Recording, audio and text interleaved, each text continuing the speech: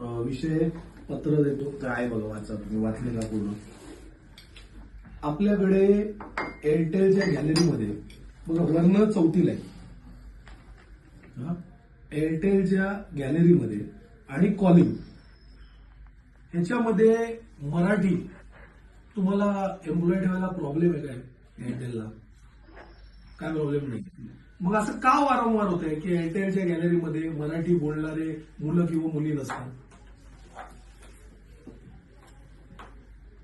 काय रिझनिंग काय तुमच्याकडे काय असेल ना की कशाला मराठी मुलं? मराठी लोक आहेत नाही, गॅलरीत आहेत का? आहेत. मग आता जो काल प्रकार घडला त्या गॅलरीमध्ये एकही मराठी बोलणारा कोण नव्हतं? ते तर चेक करायला लागणार आपल्याला, म्हणजे का झालं नाही किंवा का एअरटेलच्या दिल्लीच्या प्रशासनाला अशी इच्छा आहे की एअरटेलचं एकदा असं आंदोलन झालं होतं, काचा फुटलेला, तसं फुटल्यानंतरच काय माहितीये का, एअरची टेल खेचून त्याला जमिनीवर आणायचं का? नाही, असं काही नाही. मग असं काही नाहीये, मग कशासाठी थांबलाय तुम्ही? टेलिकॉलिंगवर मी तुम्हाला एक उदाहरण आत्ता देतो, आत्ता तुम्ही तुमच्या फोनवर ज्याचं तुम्ही चॉईस घ्या, इकडे कोणाचा फोन लावायचा आहे. मी एअरटेलवर फोन लावतो आता आणि ऑप्शन आहे 1 दाबा, 2 दाबा मराठीसाठी आणि 3 दाबा हिंदीसाठी, बरोबर?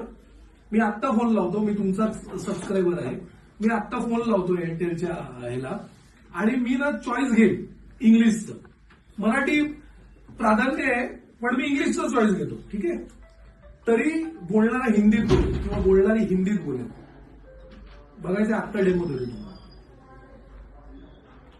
का असं होतं? मला असं वाटत की ते आवश्यकता आहे. आपण याच्यावर आम्ही बघू की याच्यामध्ये आपण काय काय करू. कसली आवश्यकता नाही? म्हणजे आता तुम्ही जे प्रूव्ह करायचं ते कशाला असं? अरे प्रूव्ह करायला म्हणजे मग त्याच्यामुळे मराठी मुलं मुलींना एम्प्लॉयमेंट नाही मिळत ना. नेहमी परत एअरटेलला येऊन हेच थोडी सांगत बसणार.